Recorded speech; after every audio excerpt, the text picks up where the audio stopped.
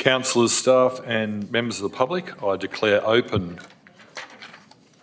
this meeting of Council, acknowledging the Wardandi people as traditional custodians of the land on which we meet, paying respects to their elders past, present and emerging, and their continuing connection to country.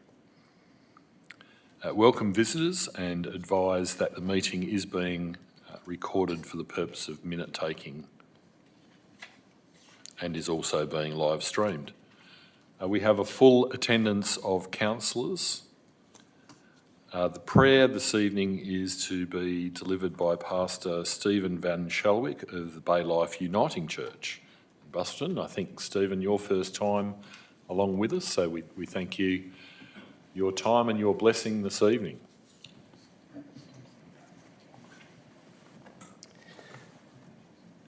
Thank you very much for the opportunity. Shall we pray? God of all life, you call us to live in community and teach us to care for one another through compassion and love. This evening we pray for those in position and authority, those who affect our lives and the life of our city, for our mayor and deputy mayor, for each councillor, for the executive team, for all of the supporting staff and volunteers, and for each of their family. Thank you for those who make this city a healthy, welcoming, and prosperous place. Inspire each of us with a vision for this community as it may be, where love of neighbour and concern for one another drive out discontent and strife, anxiety and fear. Help us to work together with one heart and will, with empathy and understanding. As this council serves the common good, may they minister to people in despair or danger, and so may they multiply joy and opportunity throughout the greater Southwest. In Christ's name we pray it. Amen. Thank you very much once again, Stephen, for your blessing and your time this evening. We do understand if you do need to leave, but of course you are welcome to stay for the remainder of the meeting. Received an application for a leave of absence from Councillor Michaela Love, encompassing council meetings on the 26th of July, 16th of August and 20th of September. The leave period extending from the 22nd of June to the 30th of September. Is there a mover to accept Councillor Love's leave of absence? Moved Councillor Cronin, seconded Councillor Carter. Is there any opposition? I don't think so. I will have this baby right here. I think we're stuck with that one. With that, I put the motion. Those in favour? It's carried 9-0. And of course, we wish you all the best on your absence. Councillors, I'll also be requesting a leave of absence for the meeting of the 26th of July due to attending the SEGRA conference in Toowoomba. Is there a mover for that leave of absence? Move Councillor Love, second Councillor Payne. Is there any opposition? It's not. Put the motion. Those in favour? Carried 9-0. Thank you for that endorsement. Disclosure of interest. I'll be disclosing an impartiality interest prior to consideration of item 15.2. Announcements by the presiding member. This week is National Volunteers Week and today is Wear Orange Wednesday. I'm obviously the only one that got the memo, but I think it's well worth acknowledging the huge role that volunteers fulfil in our community, and without those volunteers we certainly wouldn't be as prosperous and as wonderful a place to live as we are, and acknowledging all volunteers this week and every week. It's also Road Safety Week. It's the only one that got the yellow ribbon as well. Must do better. So yeah, acknowledging the work of Busselton Town Team to promote the road safety message, which is very important as we move out of peak holiday period. We still must take care on the roads. I'd also like to acknowledge our Governance Officer, Emma Hayes, who's finishing up with us this evening, and thank her for her diligent service in the role for almost 5 years. and that we wish her well in her future career with Wolga in a governance role. Very busy at this time with changes to the Local Government Act, I'm sure. I also today announced that I will not be contesting the mayoral election in October, and have provided the CEO with notice of my resignation as a councillor at the election, to ensure that there isn't a by-election for my position, and that after 14 years I will be moving on, and my wife's already got the caravan packed. So, yeah, I've been very proud and honoured to have represented the community for 14 years now. Never make everyone happy, that's entirely for sure, but I've done the job to the best of my abilities, and have enjoyed the overwhelming majority of it. And yeah, look forward to seeing the council move forward in the future. We have no responses to previous questions taken on notice. Are there any members of the public who would like to ask a question of council? Please come forward.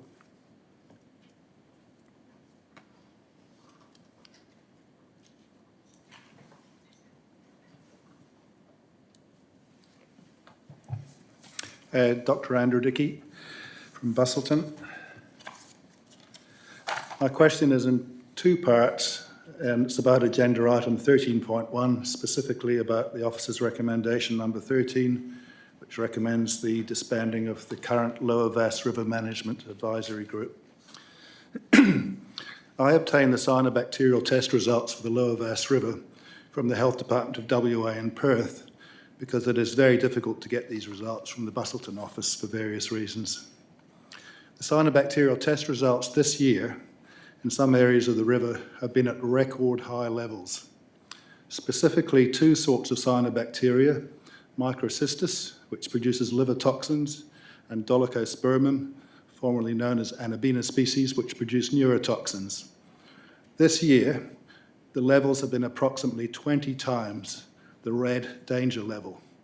Now, cyanobacterial levels are green, which are relatively okay, amber or orange, which is getting worrying, and red, which is high intensity, requiring action. So these are 20 times the threshold. Sorry, Dr. Dickey, this yes. Part of the meeting is to ask a question. Yes, I will get to it in a second, if you just allow me. So there are approximately 20 times the danger level. Question number, part one of the question, has the city issued any health warnings on its website, in the community newspapers, or on social media about these very dangerously high levels this year? I'll just go on to the second part of the question and they can be answered. Thank you. It is strange that DEWA in Busselton has stated that the cyanobacterial levels have not worsened over the past 20 years, which actually directly contradicts a statement issued by their own Minister for Water.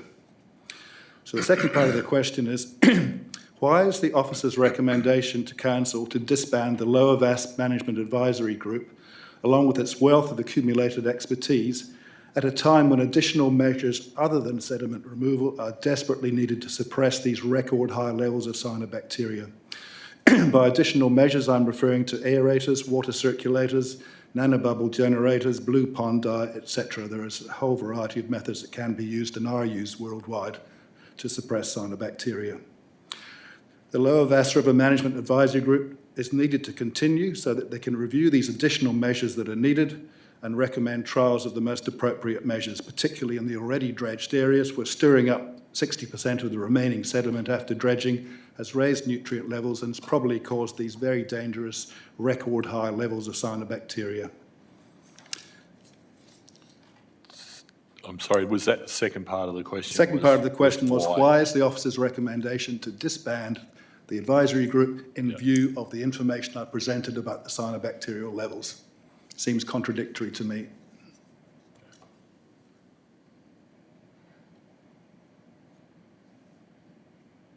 Mr. Needham, are you in a position to respond to whether question part one, which was around why the City of Busselton has not provided health warnings?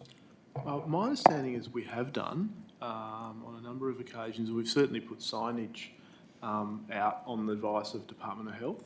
We operate on the basis of advice from the Department of Health in terms of those matters because they're obviously the subject matter expert. Signage alone is not sufficient, and if you take a walk along the council land between the backyards... Sorry, Dr Dickey, this is to ask a question and your question has been responded to. It's not for ongoing debate. The answer doesn't answer my question, sorry. Mr Needham, can I ask a question on that? I thought that Department of Health were responsible for placing that signage and notification. No, so look, the reason that the city has a role is not because we're not, the river is not our asset, right? So we're interim asset manager, but that's fairly narrow. But what we do have is public land that adjoins the river. And so we take a view that we have a duty to advise people that, you know, they shouldn't contact the river at those times. There's permanent signage up advising of that. But then when, and I don't know the exact trigger, but there are certain triggers that come from the water monitoring that result in us putting temporary, you know, signage out to accentuate the message. My understanding as well, though, is that we have done further notification through, and I don't know the exact details, but through other channels. But obviously, the focus is on the greatest risk is to people who might make contact with the water, and we, you know, certainly feel, and the advice from the Department of Health is the most effective way of advising people of that risk is by having the sign next to the water, because that's you're most likely to capture your audience at that particular point. Well, that actually contradicts what I heard from the Health Department today on the phone, that they pass on the recommendation to the council to issue health warnings. So my understanding is they're not responsible.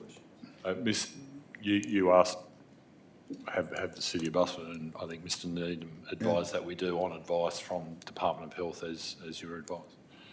And the second is why disband the group, which I think was contained within the officer's report. Okay. Mr Needham, did you wish to add any further to what is already established in the report? No, I don't. I think that's really, at this point, the council hasn't made a decision, and you know, the officers have set out their views in the report, and the rationale for it's now for the council to consider that. Okay. Thank you. Thank you. Are there any other members of the public that would like to ask a question of council? Yeah, please come forward.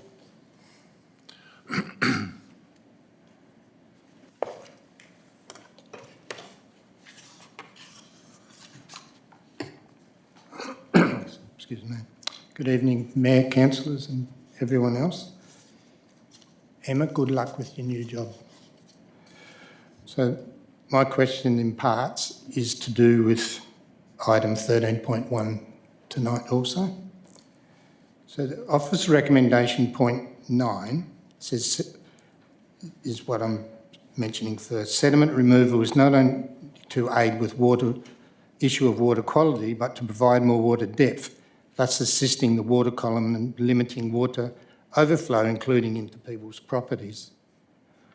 We've wasted 6 months since the October 22 Lower Vass River Management Advisory Group meeting in not having meetings or resolved any decisions to move forward to help the Vass River water quality.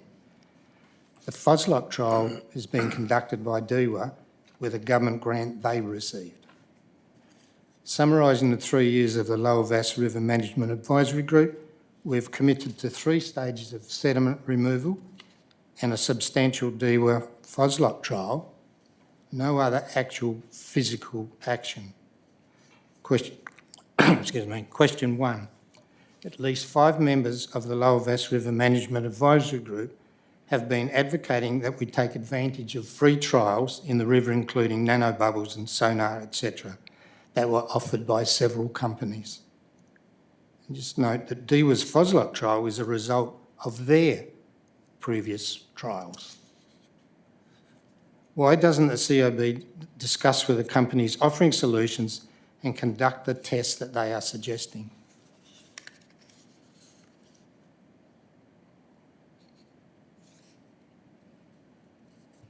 Mr Needham, are you able to respond to that, or? Yeah, look, I think the first thing to note is that there really isn't any such thing as a free trial, you need to work out the way you're actually going to run the trial, how are you going to be able to assess, what's the monitoring that's going to go into it, and we've certainly found that in the past there's been a lot of trials of treatments run, and none of them has, other than clay treatment trials, has really shown much prospect. But I think one of the things we've learned is that if you don't design, resource, do the monitoring, do everything properly in terms of running a trial, you get to the end of it and you don't actually know what effect you've had. So you need a really deliberate approach. And that does, I'm afraid, once you've added up the costs of additional monitoring, curtains in the river, working out how it's going to relate to other areas and so on, you really don't have any change from $100,000. So that's the first one.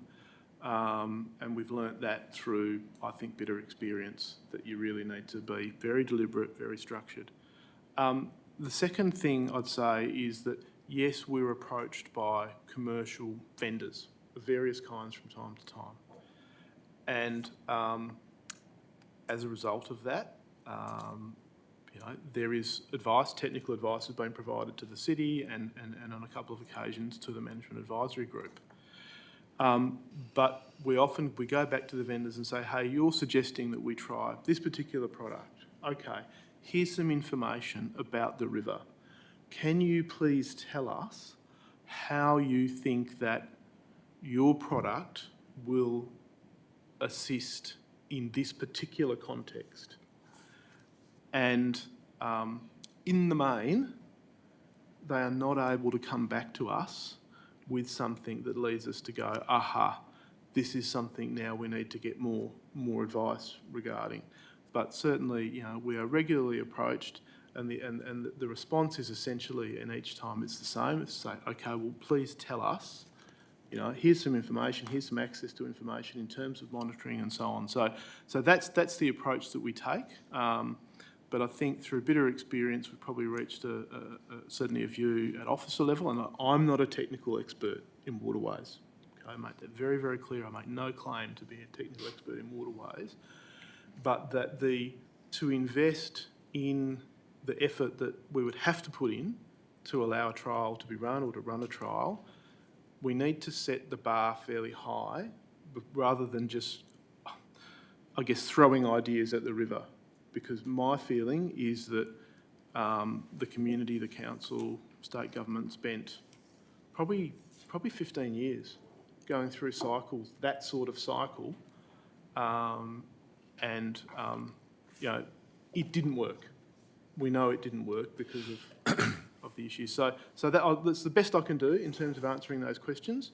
We're certainly not closed to new ideas, but I think that the bar has to be fairly high before you say, hey, actually, this new idea is worth putting resources in, because it does cost us. There's no such thing as a free trial, and the projects that we're already running, the sediment removal projects, are really very challenging projects, and I see that from all of the effort that goes into it, and I go back, and it's not me doing that work, it's not my expertise, but I see how much effort, how much thinking, goes in to just do those projects. They're tough projects to do.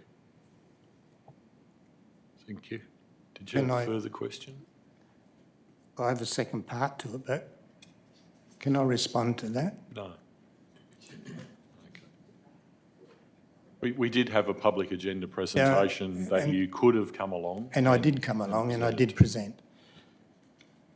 This is public question time. I'll just say that doesn't really answer the question. Okay. The peer review, so this is to do with the same point 9, the peer review does not endorse the alluvium/living streams concept of off-stream shore ponds and changing the vast riverbanks. So why would the city put the idea aside for progressing at a later stage and waste ratepayers' money for a rejected concept?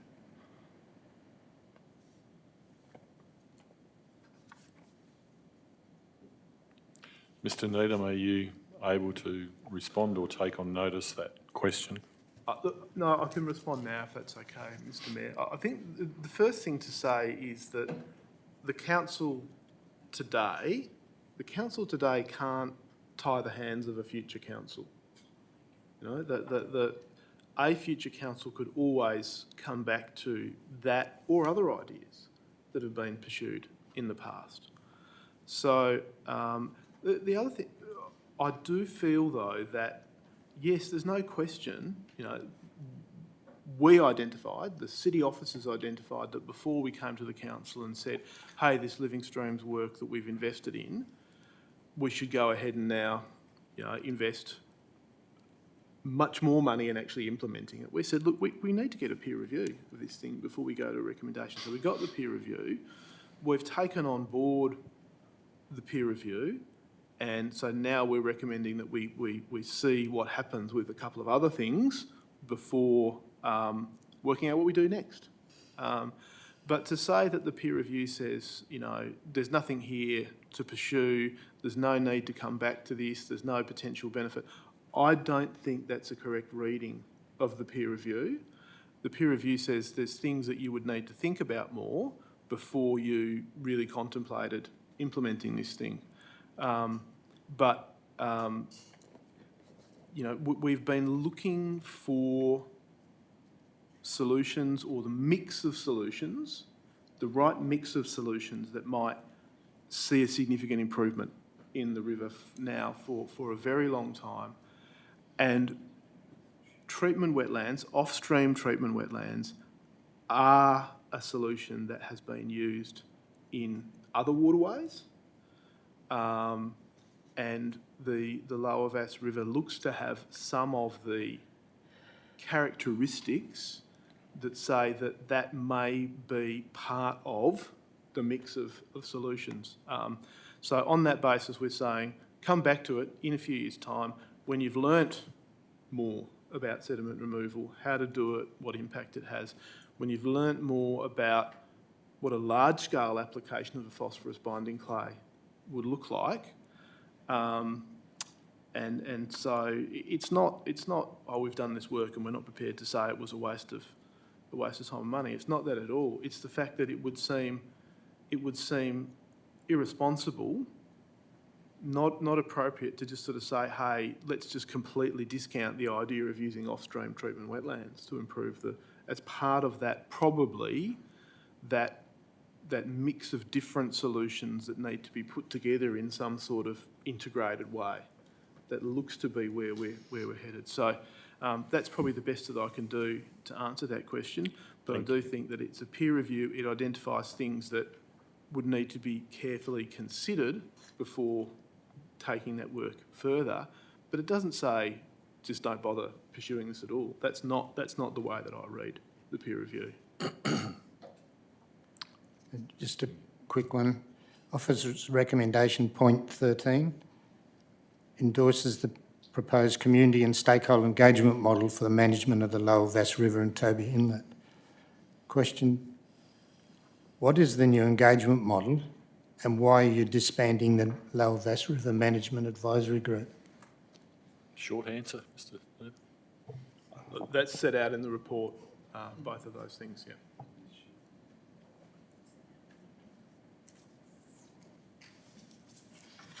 That's not answered either. Thank you. The answer was that the response to your question is contained within the officer's report already, with that explanation. Are there, yes, please come forward. Can I just ask a question of Mr Needham, if I can? Mr Needham, you said that there were quite a number of people that had approached you with trials. Were they ever presented to the advisory group? Because I was on the advisory group since October 21 and I don't recall ever having anything presented to us of a trial. So most of the ideas that have been presented to the city by external, suppliers have been variations of aeration. As a result of that, the Department of Water and Environmental Regulation, mostly through work undertaken by their aquatic science branch, presented a fairly comprehensive package of information to the Management Advisory Group to enable the Management Advisory Group to have a framework to think about those things. But to have a commercial proponent come and present to a Management Advisory That wasn't Group. my question. My question was, did you ever present to the advisory group anything that had been presented to you?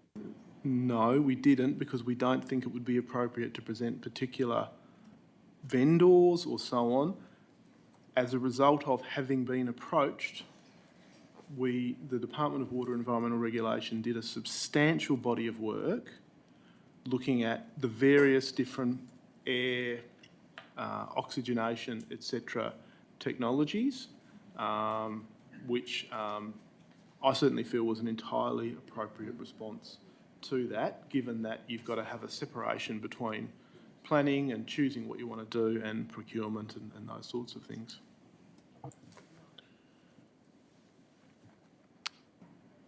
Do you have a question? Yep, Jill Walsh, and also on the river. I feel that it's very premature to shut down the advisory group with all that wealth of experience when there's actually no clear plan, and particularly for the cyanobacteria, which is an ongoing problem, and that there are various treatments available that can be used through the next lot of outbreaks. So I'm just sitting here flabbergasted as usual, but I just want to appeal to Council and to you as human beings that this is a serious public health problem and you really need to be...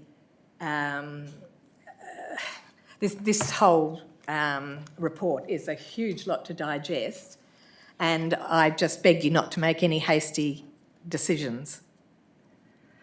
That's all I can say. So my question is, can you please take your time to think about this? Thank you, John. I'm not sure that there's an answer other than councillors will consider all information in determining the matter. Are there any other members of the public?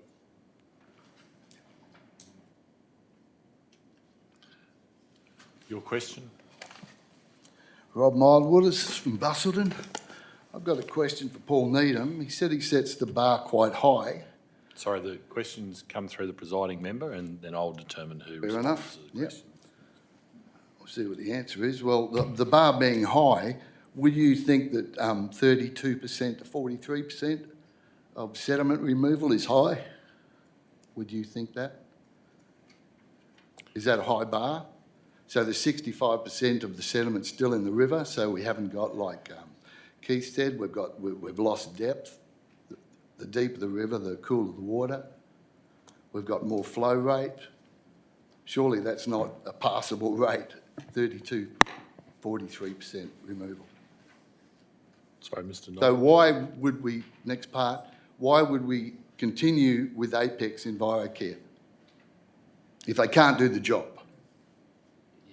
I'm sorry, I think, so the first part of the question, Mr Mildwaters, about the high bar probably wasn't really in reference to the sediment levels and things. I know there was some discussions around in the last meeting about some of the challenges that first part of the dredging process actually had. So it's not about setting the bar for the dredging levels. Obviously, we wanted to see the best possible outcome from the dredging that we can, and hopefully that's working away at the moment. So there's obviously challenges with that. The river's not a standard bottom that you can, it's not like a marina that's quite an easy process to dredge. So there's always going to be some challenges with that dredging program. Well, I actually had talks with Solaire and they said they could clean this river, no problem at all, and dredging wouldn't be a problem. They didn't put a tender in. Can I also say that I've actually been bike riding for 2 days in a row and I've never seen that dredge move. There's no one in it. So what's going on there? Are we waiting for more bags to arrive? Or, you know, we're on a time schedule here. To have a dredge sitting in the river that's supposed to be picking up the sediment and it's actually just sitting there unmanned and hasn't moved for 2 days, and it could be a week for all I know. but I definitely know it hasn't moved for 2 days. So why would it not be used? I'm not sure of the operations of the contract. Are you aware, Mr Needham? We'll take it on notice and get back to you if you... Yeah, I'm not involved in the day-to-day project management, so I can't answer that. Can I just say that you haven't answered a question tonight, Paul? Sorry, Mr Mildwaters, you've asked your That'll do question. me, but you haven't answered a question tonight. You've asked your question, respectfully. Are there any other members of the public who would like to ask a question of council? If not, we will move on to item 8.1, which is to confirm the minutes of the council meeting held on the 19th of April. Moved Councillor Ryan, seconded Councillor Love. Is there any opposition? I'll put the motion. Those in favour? It's carried 9-0. Item 8.2 is to note as received the unconfirmed minutes of the Airport Advisory Committee meeting held on the 12th of April. Moved Councillor Love, seconded Councillor Richards. Is there any opposition? I'll put the motion. Those in favour? Carried 9-0. Item 8.3 is to note as received the unconfirmed minutes of the Finance Committee meeting held on the 3rd of May. Moved Councillor Ryan, seconded Councillor Love. Is there any opposition? I'll put the motion. Those in favour? Carried 9-0.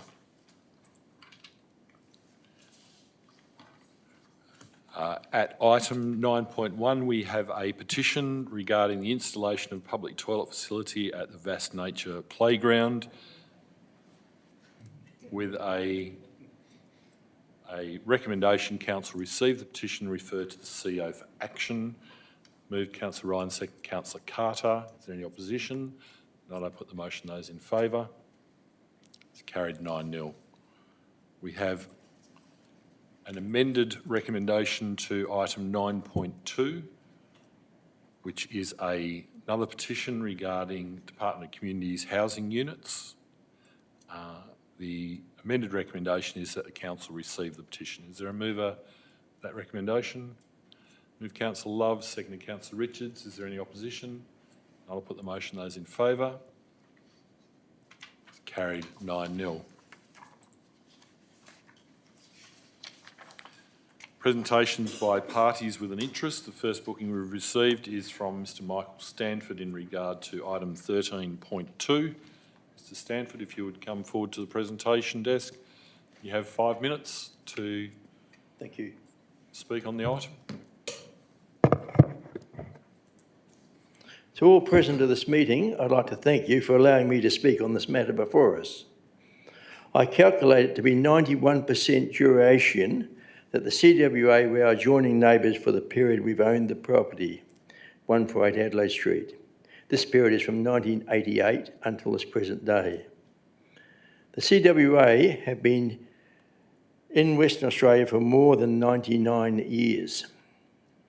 It has always been and remains a not-for-profit organisation. I made remarks about respite in my submission. I know that prior to 1938, there was a residential property on the land known as 40 Ford Road, Busselton. From records viewed and publications read, I find no evidence of 40 Ford Road being used as a commercial venture whilst in the ownership of CWA. I'm yet to discover whether the City of Busselton has levied rates over the years at a commercial rate whilst the CWA owned the property. I believe a change of use can be demonstrated without any difficulty. The following comment is extracted from my submission. Extending the non-conforming use for this vastly different proposal away from low-level holiday units that are currently on the land should not be permitted. We implore all at the City of Busselton to take into consideration how the usage was initially granted to the Country Women's Association for respite care prior to the property being sold. You'd be surprised that that's all I've got to say, isn't it? I'd just like to comment, I did have a discussion with, I believe it's Liam Jones from DMG, following the meeting last week, and I queried why there was only a one-bedroom caretaker's unit, believing that this facility, if it's approved, may go for 40 or 50 years, and believing there may be people that have children who want to bring them there, there may be people who have grandparents that they want to invite there, and believing that the accommodation will continually prove to be a problem to the development. Believing that children have as much a right as adults in this world. I look at Broome, I look at Alice Springs, and I see the trouble. And I believe a lot of this is to do with the bringing up of children. And the comment that was made by Liam Jones, that they had discussed larger accommodation, but the applicants only wanted one bedroom. I find this totally unacceptable for any facility that's being built in today's world. I'm not going to go on, but this has been proved very unsatisfactory in places like Melbourne, where they put up big buildings and they haven't catered for people properly. It is only going to lead to problems if it's approved. Thank you. Thank you, Mr Stanford. The next booking is also on item 13.2, is David Breen.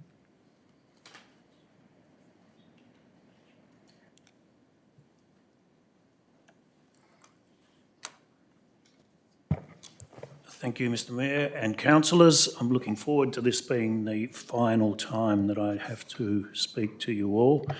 I am the immediate joining owner. I also speak as a retired architect with over 40 years' experience in private practice. I, along with other community members, consider this to be an opportunistic, ill-mannered and greedy development proposal, which is not welcome in our residential precinct. The former CWA site is now the subject of a DA whereby all existing built fabric is to be demolished and a sizable complex of tourist accommodation units is to be built. In doing so, potentially compromising the amenity of the immediate residential neighbourhood. Neighbours will see the current occupancy rate on site rise from approximately 35 to a total of 70 plus guests. I consider this proposal opportunistic because tourist accommodation is not a permitted use in a residential zone. City planners deem that non-conforming use rights, which were never recorded, permits an upsized new build proposal to slip into the city. There is no change of use, we are told. This makes a mockery of the local planning scheme, which defines the zoning objectives that our city planners are entrusted to uphold. The interpretation of change of use in the context of this DA remains a contentious point of difference between the City Planning Department, who are at odds with the community, who apply the common sense rule that if extending or increasing a not permitted use, it would be expected to have an equal or less detrimental impact on the amenity of the neighbourhood, if it is to be considered acceptable. We've received ministerial and private consultant advice to this effect. The development is considered ill-mannered as it will not sit quietly in the residential setting that exists. It fronts both Ford Road and Duke Street as a continuous wall of double-storey built form. It is a bold, hard-edged solution. It will be a busy and at times noisy complex when operational. Viewed in isolation, the complex is a competent architectural statement. However, it is completely out of character and lacks any sense of belonging when viewed in the context of the existing established Peppermint Line streetscape. There is currently only 5 two-storey properties scattered along the entire combined length of Ford Road and Duke Street. I'm talking both sides. Reading the planner's report, the community are left to consider themselves fortunate the applicant has chosen to restrict the built form to a solid bank of two-storey buildings and not a triple-storey option, as is apparently permitted. Busselton residents and council know that short-stay holiday accommodation has the potential to bring with it undesirable amenity issues. High occupancy turnover, increased traffic movement, noise and disturbance from all hours activity, overlooking from open-air upper floor balconies, security floodlighting, pedestrian safety, loss of habitat, street parking, vehicle congestion and bottlenecks in peak times are all issues of compromised amenity that will potentially arise for local neighbourhood residents. We as residents are expected to accept that the presence of an on-site manager will simply negate and mitigate all these issues. I accept some have been addressed at the 12th hour, but only after tireless attempts by residents to highlight the more blatant omissions and oversights. Duke Street, being the sole point of entry and exit for vehicles, has been challenged from the outset. A traffic study was prepared and subsequently it was peer-reviewed, claiming that the existing crossover on Ford Road, which has operated without incident for 40 years, does not comply with current Australian standards. Moving the crossover to a location further north was dismissed, claiming potential adverse impact on the northern neighbour. And so Duke Street, the narrower street, was the only option. This is a location where it will quite obviously impact adversely on not one, but 4 properties immediately across the road. This judgment, in my view, defies logic and common sense. Given the overwhelming community pushback on this matter, the better solution would surely have been to bring vehicles onto site from Duke Street and exit one way via Ford Road. The planning solution we've been offered has been to concoct a turn left and dip your headlights site management protocol when exiting. Good luck with that one. Residents, myself included, view this as a greedy proposal. The DA was originally submitted as a 9 by 5 bedroom, that is 45 guest suites. The current amended proposal is for 39. The 27 bed, 54 person cap, as requested for consideration at the previous council meeting, is a fair and reasonable maximum level for guest numbers to be accommodated on this R30 residential site. The applicant and City Planning have subsequently endorsed a 70+ person cap. The applicant at no point has provided a business model to justify the need for such a high number of beds, or to explain to residents how the complex will be managed and run when operational. We've been repeatedly told that current occupancy figures for the smaller chalets reflects this requirement. I can attest from casual observation living nearby that large family groups are not the norm. Rather, I believe the applicant is seeking to optimise the development potential of the site, which will be to the detriment of the immediate neighbourhood. The residents have only ever been in pursuit of a fair and reasonable outcome. Having a high-intensity commercial enterprise as an immediate neighbour is not what I bought into when I purchased Duke Street 8 years ago. What I see is a poor planning outcome. I expect this application would have passed under delegated authority had residents not spoken up when they did. In closing, I offer a quick thank you to the community who have rallied and stayed loyal to the cause. Emotions have run at times fairly high, to be expected given we have skin in the game, now and into the future. For us, this is more than a carefully crafted report. A special thanks is owed to those councillors who have sought to genuinely find a way to a right and proper outcome. Despite my obvious disappointment with where I believe this is headed this evening, your efforts are appreciated and respected. I bid you all farewell. Thank you.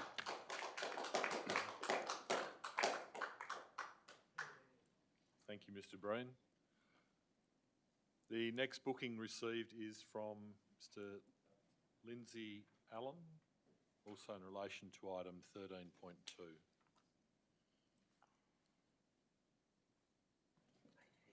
Share your presentation.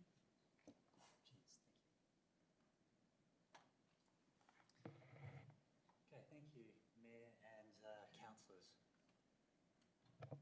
Thank you, Eve. Well, thank you, Mayor. Thank you, councillors, for allowing me to make the presentation tonight. My name's Lindsay Allen. I'm the Principal of DMG Architects that's responsible for this design. I'm here really to answer questions, so I'll run through the presentation of the changes that have been made.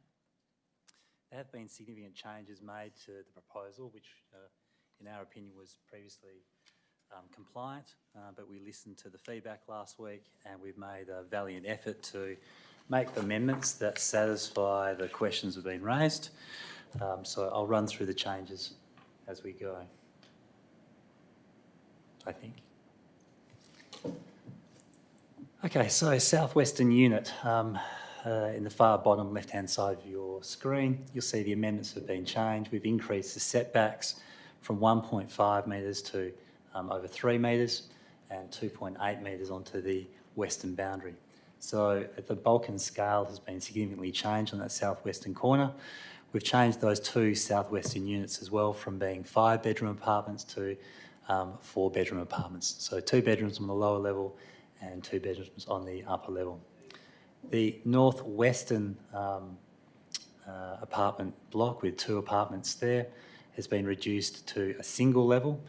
So in redesigning the proposal, we thought to get the maximum benefit to the adjoining neighbours, and that was on the southwestern corner and to the northwestern corner. So that's gone from a 2-storey development to a single level. The setbacks have also been increased, so significantly to 5 metres on the western side and to 2.8 metres on the northern side. We've addressed the embedded car parking bays onto Ford Road, so we've allowed for 3 car parking bays or the bus bays onto Ford Road to allow for a bin presentation area, but 2 for coaches or collection areas or for taxis to be collected. Obviously the Ford Road address would come up as a Ford Road location, and so those visitor bays are in the right location to do that. We've increased the pedestrian access way to 2.2 metres. That allows all the bins to be removed to the northern sector and to be presented onto Ford Road for council collection. Again, on the roof plan, you'll see the northwestern units being reduced in height and scale, reducing the bulk. Being a single level development, that'll allow us to better control the landscape, the existing landscaping, existing trees to make sure they're well retained, and reduces the scaffolding around the perimeter of that development, being a simple build.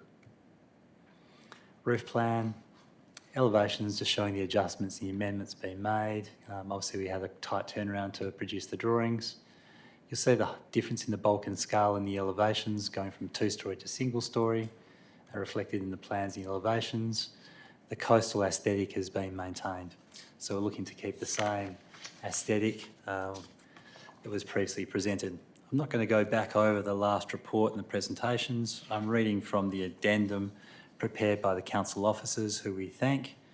This summary is accurate, so we accept that. One clarification for all the councillors to be aware of is we're seeking a 72-person guest cap, not a 78. So clarification to that report. Just because there's 39 bedrooms doesn't mean there's 2 persons per room. They may be single beds, they may be used as a TV room, they may not be used as double bedrooms. So we're seeking a 72-person cap, not a 78-person cap. We've also taken the officer recommendation and put the car parking back up to 32 car parking bays. We did reduce that to 28, but happy to accept the requirements or the direction from the planning staff. We've adopted the verge car parking bays. So all in all, we've accepted the report prepared by the council staff and believe the development has made a significant attempt to address the concerns raised at the last council meeting. Again, I'm here to address any questions and I'm happy to take them on notice. Sorry, Councillor Achilli, you had a question? just the left-hand turn, you didn't cover the left-hand turn. Is that, you still including that? We've included a left-hand turn as per the recommendation. So there's a left-hand turn only on the exit onto Duke Street, but still proposing a right-hand and left-hand in on both ways. So you can come down Duke Street and turn left into the development if you wanted to, but it is a left turn out onto Duke Street. Yep. Only. Okay. So guests leaving can't turn right and go up Duke Street.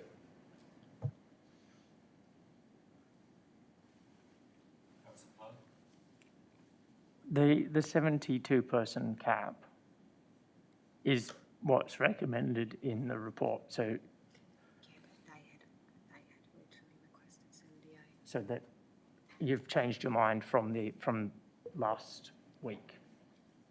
We've agreed with our recommendation is to go with the 72-person cap. In line with, which is the same as the recommendation? Great, thank you. Okay.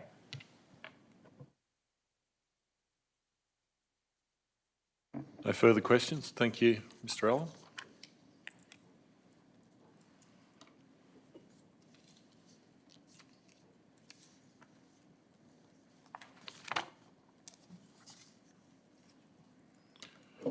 No further bookings received as parties with an interest. Move on, councillors, to the adoption by exception resolution, which contains the committee recommendation for item 12.1, 12.2 and 12.3 and the officer recommendation for items 14.1, 14.2 and 17.1. So mover for the en bloc resolution. Moved Councillor Love, second Councillor Richards. Is there any opposition? I'll put the motion. Those in favour?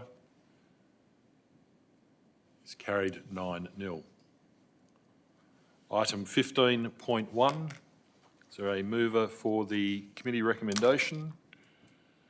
Moved Councillor Richards, seconded Councillor Riccelli. Is there any opposition? I'll put the motion. Those in favour? It's carried 9-0. Absolute majority achieved.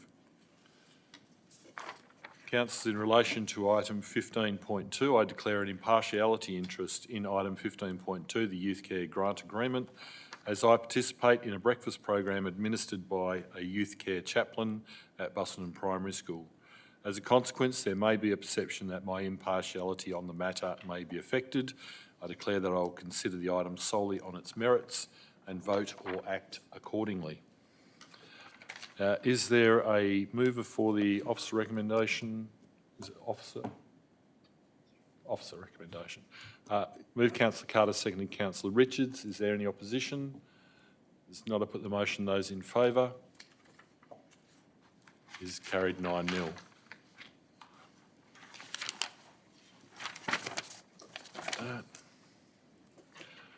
Item 13.1. An alternative recommendation by Councillor Riccelli. Do you wish to move your motion, Councillor Riccelli? I'd like to move my motion with that, just with that amendment, 2.17C. Thank you.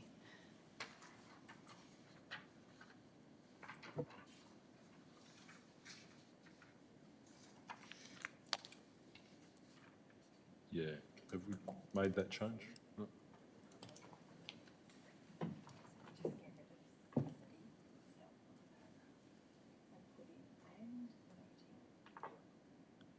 So just making those changes to ensure that they are what you intended.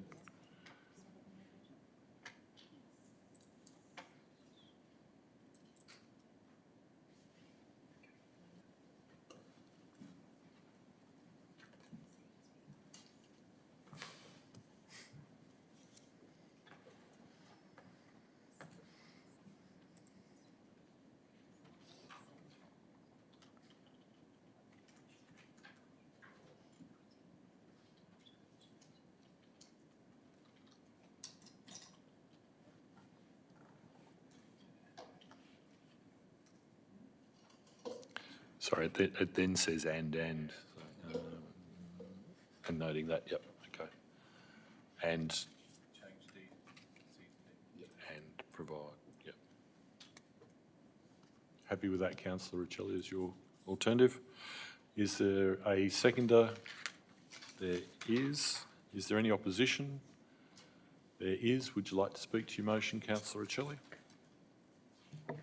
I'll be fairly brief. I just felt that there was a couple of points in the officer recommendation that need a little bit more clarity and depth around them.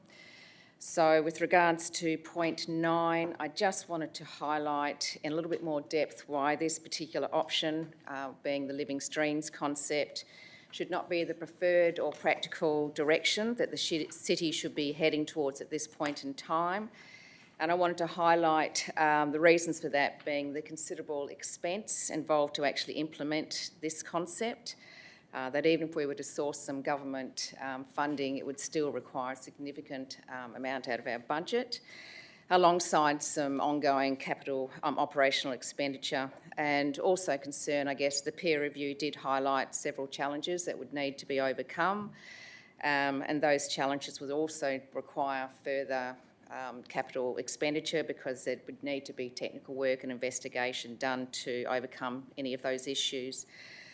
So I've added some more information around that particular point, and I've also added some further information to point 17, just to provide some clarity around the future decision-making direction for the Lower Bass River. The officer's recommendation did not include any specifics around timeframes and when or how any future decisions would be made with regards to continuing with our aim to improve the water quality of the Lower Bass River.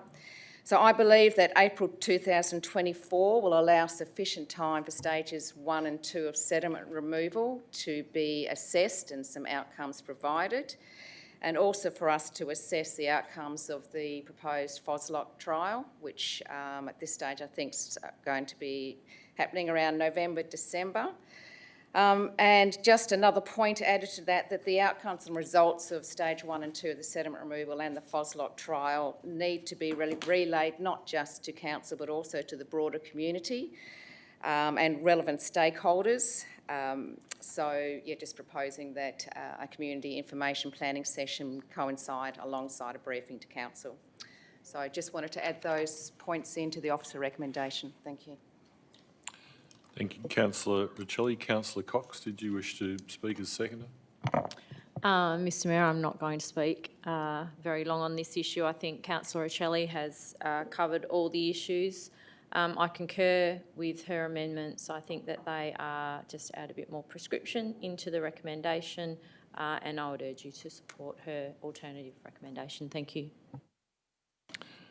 Thank you. Speaker against?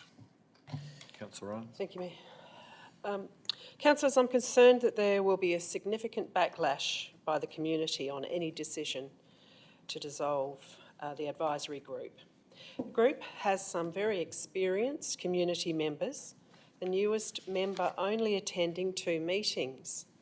So why are we going to shut the committee down? The community members, there are 4, consist of an individual who follows council activity closely and a strong background in the importance of community. One who is a farmer who understands agricultural contributions to the nutrient overload in our waterways. One who has an extensive experience in drainage and lake management, and one who is a medical specialist with extensive experience in pathology and microbiology. Officers say the first 6 months of meetings were spent sharing knowledge and upskilling the members, as water quality issues in the river are complex and long-standing. Over 2.5 years, the group met 21 times. The group was instrumental in providing guidance when prioritising and staging the sediment removal project, and the comments go on. Overall, the group made good progress in getting stakeholders together and working in a collaboration, the report concludes. The resolution 2003-086, unanimously resolved in March 2020, was that the Council supports the establishment of an advisory group for the Lower Bass River to meet the following objectives. A, identifying practical and implementable actions to sustainably improve the health and amenity of the river. B, identifying means of funding those actions. C, assisting with the city implementing the Lower Bass River Waterways Management Plan. D, facilitating information exchange on waterway management, restoration and enhancement. Promoting and encouraging collaboration between stakeholders. And F, having input into the approach and priorities for and reviewing the outcomes of trials, research and monitoring. There was the endorsement of the terms of reference then in September 21, a review with unanimous approval by the Council once again to retain the group. No adverse comments, no issues, no changes. The group met in October 22. A workshop was facilitated to assist in reviewing the success of the advisory group. The group reviewed the terms of reference and ground rules. and brainstormed how to improve the collaboration between the group and how to expand engagement with the broader community. The membership was chosen by a criteria, not just any old person off the street. So why now are those people just being dismissed? Why would it be suggested that Toby Inlet be added to the mix and set up a new advisory group with all this knowledge and background lost to start from scratch? The group begged to meet to discuss the outcomes of the peer review. It seems the peer review was not supportive of the living streams stages 2 and 3. The concept of living streams was to reduce the extent, severity, frequency and duration of the toxic cyanobacterial blooms. Great. When will that happen with this commission? The peer review stated there are risks with stage 2 that the wetland enhancement and construction will not meet the expectations of cyanobacteria. Ongoing operational costs from pumping water from the Lower Bass River into the wetlands are a further consideration, and at this stage the reviewers do not recommend implementing stage 3. Dr. Dickey also raised the issue of mosquito breeding grounds being created by the living streams concept, something which the peer review did not pick up. Understandable under the circumstances, as the reviewer would not have this knowledge, and this was agreed by the Health Department member and others recently. Just what Busselton needs, more mozzie breeding grounds. The WHO website, last updated on in September 22, in relation to cyanobacteria health risks, states, in part, potential for acute poisoning and long-term illness with cyanobacterial species. Typical action to include immediate action to control contact with scums, possible prohibition of swimming or other water contact activities, and public health follow-up investigations inform public and relevant authorities.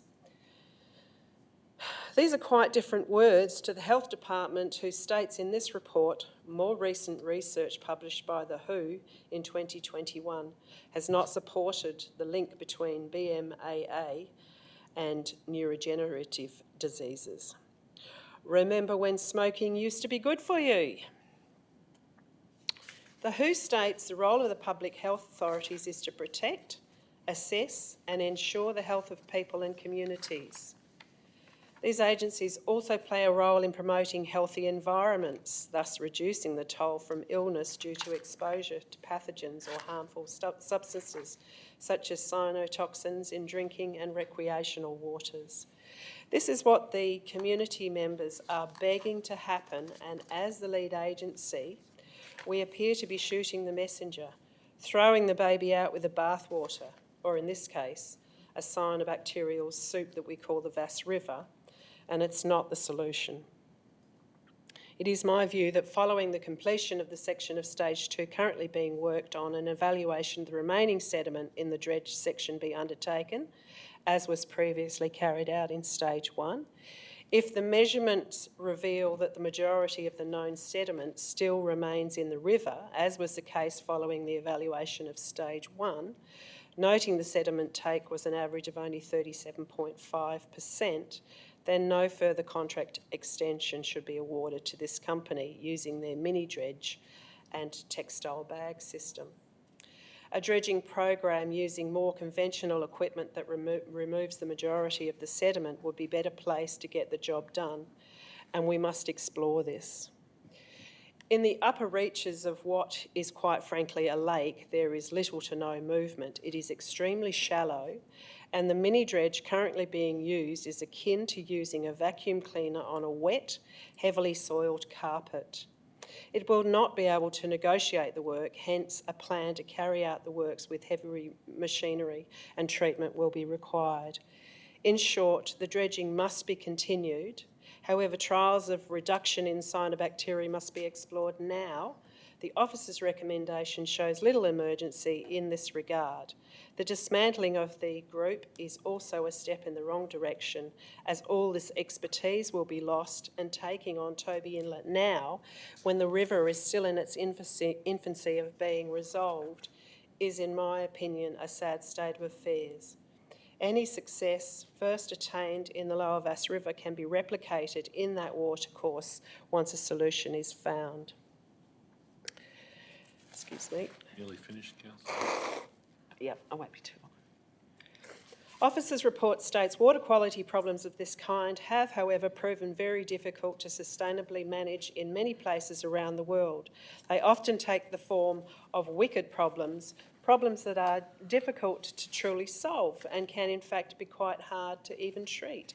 Experience both here and elsewhere also suggests that any proposed solution or treatment should be approached and considered with a sceptical and critical mindset, and that such a mindset should be applied to consideration of both treatment trials and potential longer or larger scale treatments.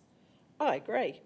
Officers also stated it is not expected that improvements in the quality of water flowing into the river will result in any improvement in water quality of significance in the foreseeable future, meaning that any significant improvement would require some kind of in situ treatment if effective and sustainable improvement can actually be achieved. And due to the ecological values of both the LVR and Toby Inlet and the regulatory protection they are afforded, officers are not able to implement technologies or products that have not been rigorously tested. Blue dye has been rigorously tested even in our river. Even in the alluvium response to the peer review reiterated that sediment removal alone is unlikely to address the blue-green algal issue or cyanobacteria, and that the nutrient source needs to be treated. Staff have suggested oxygenation, which previously trialled in the river with no visible reduction in cyanobacteria. Just to be clear, nanobubbles or ozone is not oxygenation. There are a number of solutions of which trials could be commenced now, not limited to options of nanobubbles, ultrasonic, Solaire, blue dye. These systems are being used all around the world in countries like China and some even in Western Australia. Surely we can extend our thinking to some trials, working with government agencies for approvals, because if you always do what you've always done, you'll always get what you've always got. Just wrapping up, Mr Mayor. Thank you. There will be a trial of Foslock. The peer review stated a large proportion of these nutrients is likely to reside in the LVR and be recycled during summer, autumn. The dredging therefore needs to be accompanied by a major focus on nutrient load reductions. Appropriate safeguards and mitigations for the effect of dredging are required in addition to flocculant application. The suggestion in the report that dredging in natural waterways can have detrimental impacts to the natural environment and needs to be managed carefully. Some of the risks include release of heavy metals and high nutrients from the sediment, the smothering of aquatic fauna and fish kills. I was told recently that all the mussels are dead in the river, so I'm not sure why we're worried about fish species, and if there are any fish species in there, I'm sure they're aliens. Wrap it up now, please. Councillors, I urge you to support my alternate officer's recommendation. I don't believe that the dismissing of the advisory group is a wise move, and I think we should keep that group and keep the history and the information that they have. Thank you. Is there a speaker for the alternative recommendation? Councillor Richards. I'll be brief, Mr Mayor. I support Councillor Riccielli's alternative motion because it does make it a little more prescriptive and give some timeframes, and I think that's really important. I do acknowledge Councillor Ryan's comments about the advisory group, because they've been invaluable in supplying information and advice, particularly for when I came under council in 2021. I wasn't aware of all the information that I have now, so I thank you to the four members that Councillor Ryan was referring to, because they are invaluable. But I do believe that point 13 in the officer's recommendation allows for it to continue, but incorporating Toby Inlet. So I think it makes sense to look after the waterways of the geographic catchment, which is what that does. I would sincerely hope that those members of the current advisory group will be invited to be a part of the proposed community and stakeholder engagement model for management of the Lower Bass River and Toby Inlet. As the CEO will prepare a community and stakeholder strategy consistent with the proposed model. So my understanding is that whilst the Lower Bass River Management Advisory Group will be disbanded, as it such is, it will expand to include Toby Inlet, and that makes sense to me. So I just wanted to point that out, and if I've misunderstood that, then I'm happy to be corrected. Thank you. Speaker against? Speaker for? Right of reply, Councillor Riccielli. Thank you. I'll be fairly brief. I guess I'm just a little confused because some of Councillor Ryan's speech seemed to actually be in agreement with where I'm heading. So, firstly, with regards to the Lower Bass River Management Advisory Group, just because that is going to cease does not mean that we're not going to continue consulting with the community and actually gaining their input. The whole idea of this is that, well, basically what I'm asking is in April 2024, not only does a briefing come back to council, but that we do hold a broader community stakeholder session where obviously I would also hope that those that have been part of the Lower Bass River Management Advisory Group would attend and provide some input, certainly with their backgrounds and expertise that they had. So this is not actually a cessation of community input. In fact, what it's doing is actually broadening it, which I see as a real positive. Also, I guess the other thing that I'm a little confused about is that at no point is anyone downsizing or downscaling the severity of cyanobacteria and the possible dangers it causes, nor are we saying that there's not going to be any future treatments undertaken. What I'm trying to do is to actually bring some clarity about when decisions can be made towards any future treatments. We don't know what they're going to look like yet. It may be nanobubbles, it may be more FOSLOC, who knows, it may be more sediment removal. The whole point is that we have to actually assess the outcomes of the FOSLOC and the sediment removal before future decisions can be made. If we start throwing 1 million treatments in all at once, how do we know which one has had what effect? So I've put a timeline in being April 2024, where I believe that we can get those results and outcomes, and then we can make some decisions moving forward. Thank you. Thank you. With that, I close debate and put the alternative recommendation. Those in favour? Opposed? Motion is carried 8-1. Now move on to item 13.2, an alternative recommendation from Councillor Ryan. Councillor Ryan, would you like to put your alternative recommendation? Yes, I'd like to move the alternate recommendation, please. Is there a seconder for the alternative recommendation? No seconder, that lapses. We move to the officer recommendation. Is there a mover for the officer recommendation? Councillor Love, is there a seconder for the officer recommendation? Councillor Payne, is there any opposition?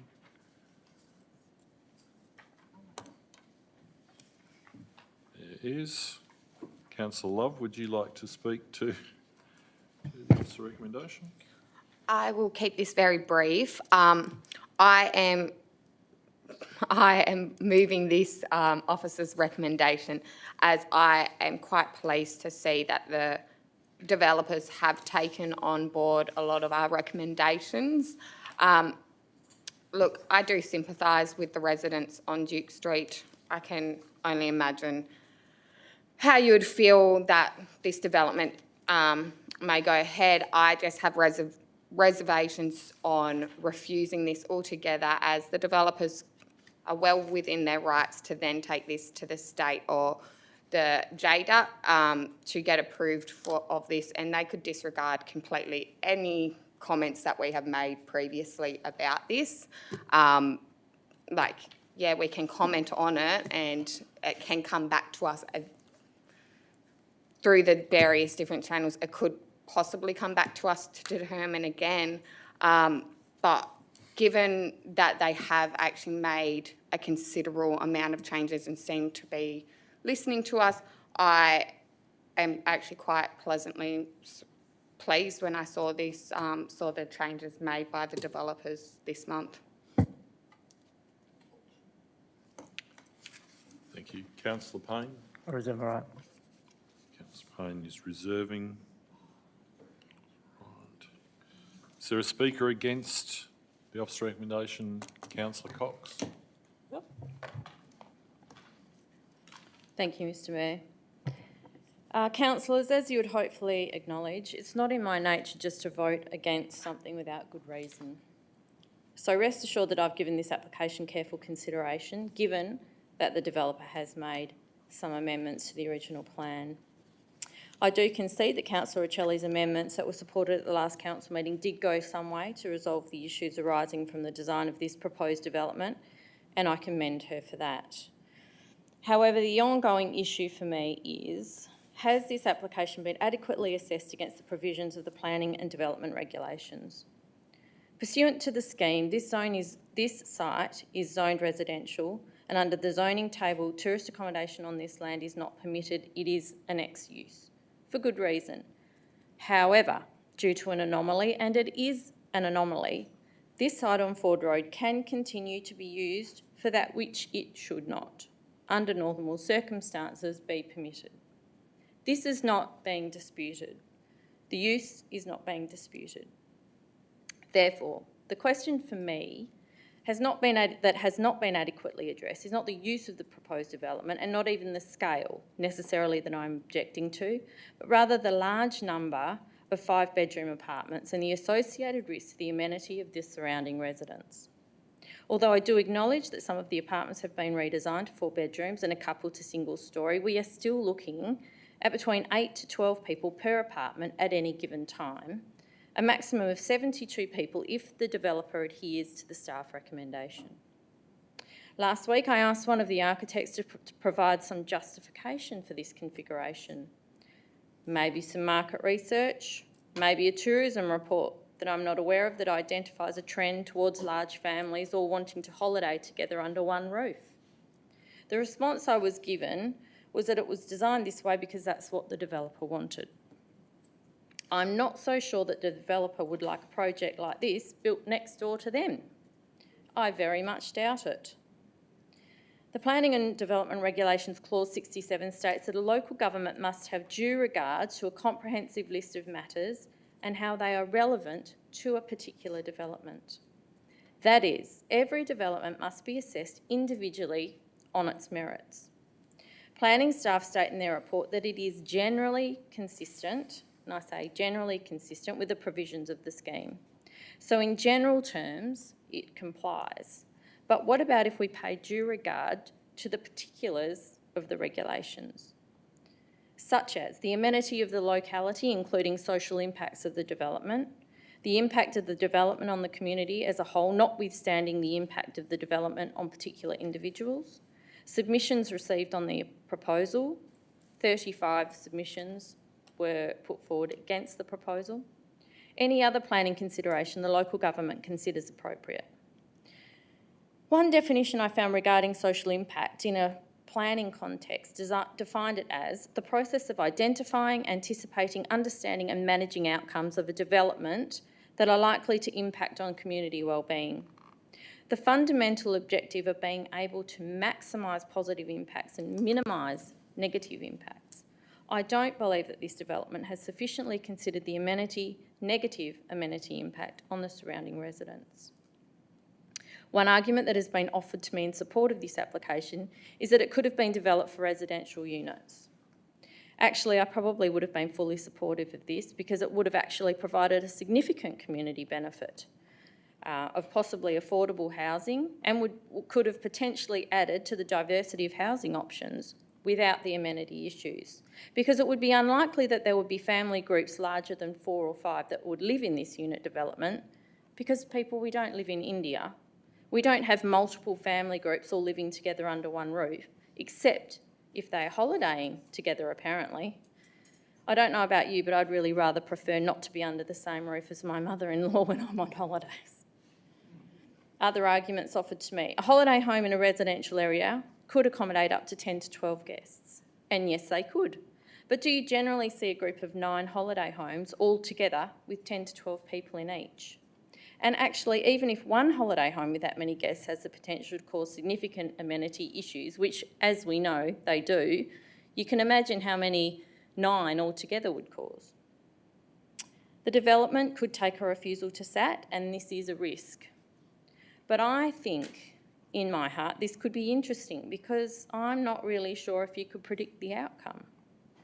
While this proposal generally complies with the legislation, there are many aspects of it that do not. The developer has the opportunity to create a legacy here, and in doing so, I would strongly encourage them to pay due regard to the residents who live in close proximity, who will undoubtedly be negatively affected if it's constructed in its current form. A further downscaling in the overall number of bedrooms would be a far more desirable outcome, and I would urge the developer to create something that is perceived as a positive addition to a Busselton tourism accommodation and is well integrated into the local area, rather than a development that has the potential to cause significant issues for the surrounding residents. I still believe we can achieve a better outcome here. Therefore, councillors, I will be voting against the staff recommendation and would urge you to do the same. Thank you. Thank you. Order, please. We are conducting a council meeting. Is there a speaker for the officer recommendation?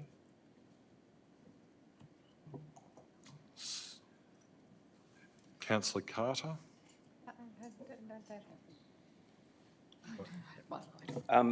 Councillors, I'm going to support the officer's recommendation. I feel that while there is an impact of this development on the adjoining landowners, the potential impact could be significantly worse if the proponents were not to scale back, reduce the number of rooms, reduce the setbacks, reduce the heights in areas that were of particular concern.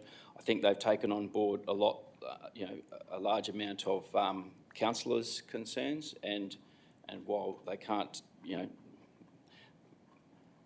while they haven't addressed all of the community concerns, it's probably an impossible thing to do with any development that may potentially happen on that site, because you are going to get significantly increased traffic and people movements compared to what is there currently. I accept it's not ideal, but I think basically the proponents have come a long way. I feel that amenity can be protected through the through the tourism management plan, and I'll be supporting the officer's recommendation. Thank you. A speaker against? Councillor Ryan? I'll be brief. Councillors, my alternate recommendation was drafted initially by an independent planner. This week I had another call out of the blue from another independent planner who was blown away that this development was not rejected outright. He commented that the reason why the developer did not go to the SAT at the suggestion of a scaled-down version was because they probably feared it would be rejected. Don't forget, there's no precedent. We also heard last week that the architect was one of 5, and when they get together, there is a lot of them. This is exactly what I feared and what the neighbours have all been suggesting all along. I have heard now that 4 of the neighbours have put their houses on the market, and this saddens me. I cannot in all conscience vote for this development, which is not an extension. It is an extension and an expansion. and the officers have given the green light to what is currently, 54, was it 45? To now still an excessive 72. It was always an ambered claim. A letter recently received by Duke Street residents from the Minister's office states, while the proposed tourist accommodation is an ex-use in the residential zone, the non-conforming use provisions give the city the ability to consider development applications that would ordinarily not be permissible in a residential zone. The city is required to assess a wide range of matters when determining the application, including any submissions lodged by nearby residents, likely amenity, impacts, all non-conforming use provisions and the development's consistency with the purpose of the land's residential zoning. You will note that the words from the Minister's office were very similar to those of our legal opinion we received. In other words, we have no precedent, that is, you, the council, decide. And for that reason, I will not be voting for the officer's recommendation. Thank you. Is there a speaker for Councillor Riccielli? Thank you. I think it's fairly obvious where my sentiments lie, given that I was the one that put the motion through last week. And I have a huge amount of empathy for the residents, and it also breaks my heart to hear that some are considering moving. However, a big part of my role and my consideration with voting for the officer recommendation is to achieve what I believe is the best possible outcome that can actually be achieved. And that's why I'm supporting the officer recommendation.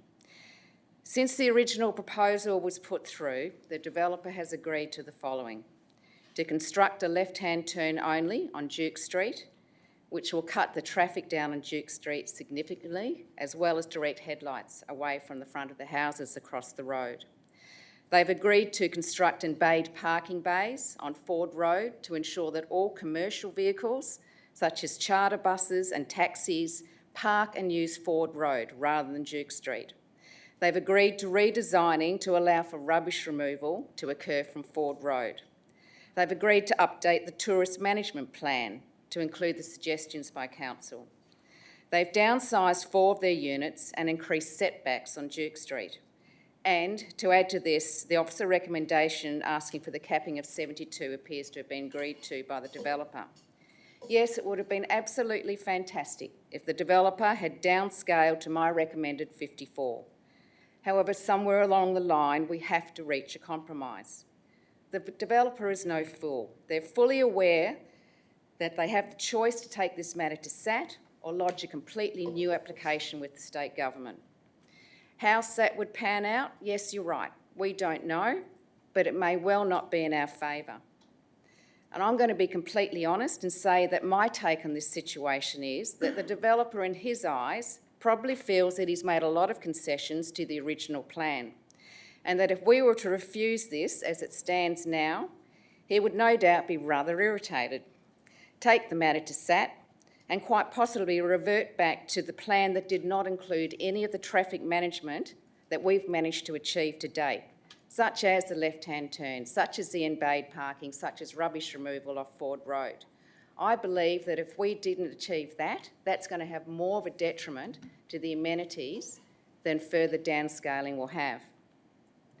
Yes, if the matter went to SAT, they may also quite possibly request the developer to downscale the development, as we did. We may possibly get it downscaled, perhaps another 2-3 bedrooms, but I doubt it would be much more than that. But it is very unlikely that they would enforce the traffic management side of things, because as legislation stands now, it supports Duke Street as the secondary street, being the entry-exit for the development. Therefore, we will be relying on the developer's goodwill to include all of this when they went to SAT, or if they decided to put a new application in altogether. And no offence, I don't have a lot of faith in that. Having fought many a developer in the past, and as you don't know, I don't shy away from that, but I know when to call it quits, and I, for one, am not prepared to lose the ground that we have already gained. I'm just not prepared to take that risk. Yes, a development of this size should never be allowed in a quiet residential area.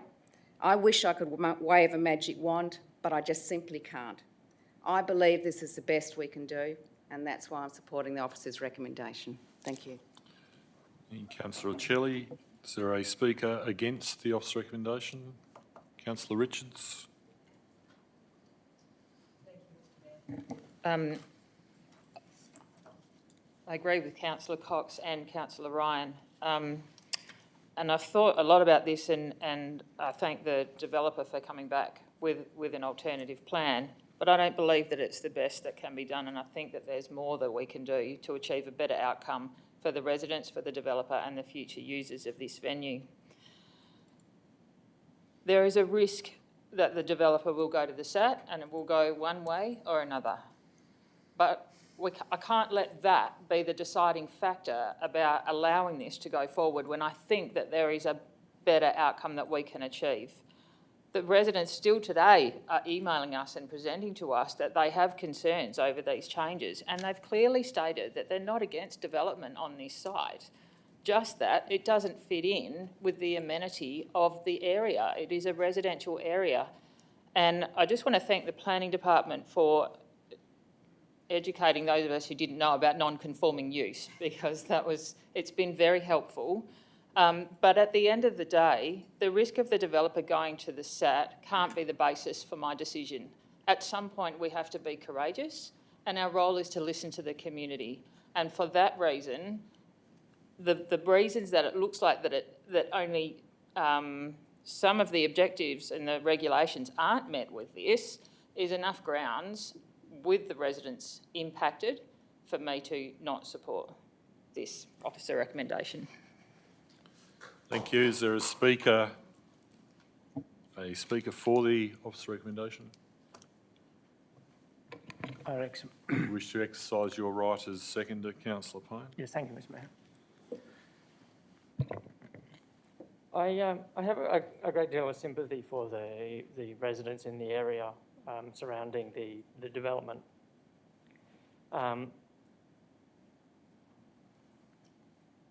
But there's been a lot said about the State Administrative Tribunal. Councillor Richards spoke about it, Councillor Love, Councillor Richards. It's worth pointing out, I think, and it's important. Well, thank you. It's much nicer. The State Administrative, why does something go to the State Administrative Tribunal? Because it's an administrative decision. That means you are required to make the decision inside a particular framework. I think most people understand that much. On assessing things, Councillor Cox mentioned the amenity and the changes that will have. And it absolutely will. It will have an effect on amenity. And it, for the most part, is probably not going to be, at least in the very immediate area, beneficial. But an effect on amenity, even a detrimental effect on amenity, is not outlawed by the scheme. It is something that you have consideration to, but it has to be weighed against all other things. Councillor Cox also mentioned the 5 bedrooms. 5 bedrooms, if they were all occupied by individual people, that could just be 5 people. Or 1 bedroom could be occupied by 2 people. Or, in the worst case scenario, all bedrooms could be occupied by 2 people, and then you've got your 10 people in that room. But that's something that happens, as Councillor Cox again noted, that's not something that's going to happen all that often. That's the extreme edge case. And in any case, the absolute upper limit is capped at 72. So it couldn't happen to all of them at the same time.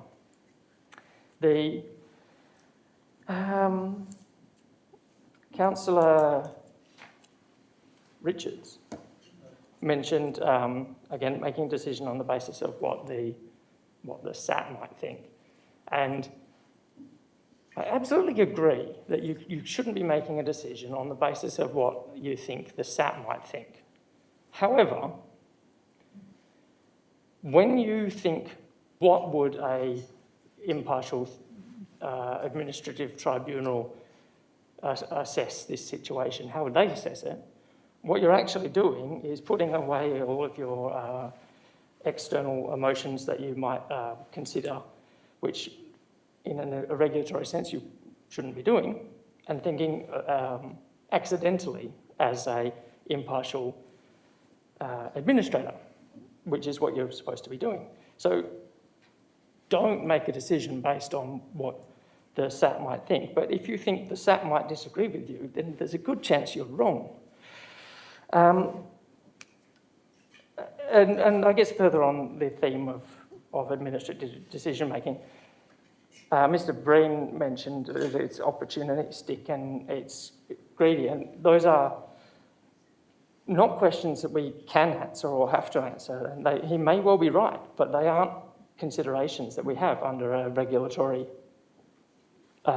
responsibility that we have to make the decision under, which is fortunate because they're hard questions to answer. Thanks.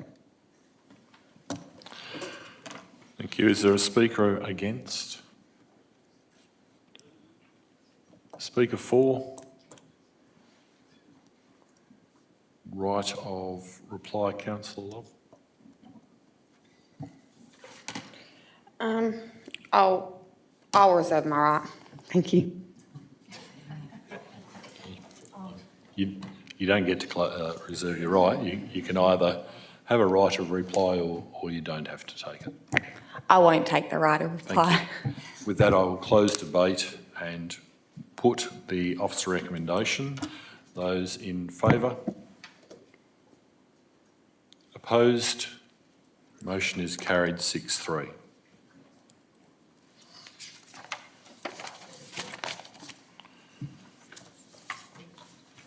There being no further business on the agenda, I declare this meeting closed. The next ordinary meeting of Council will be held on the 21st of June. I thank you all for your attendance.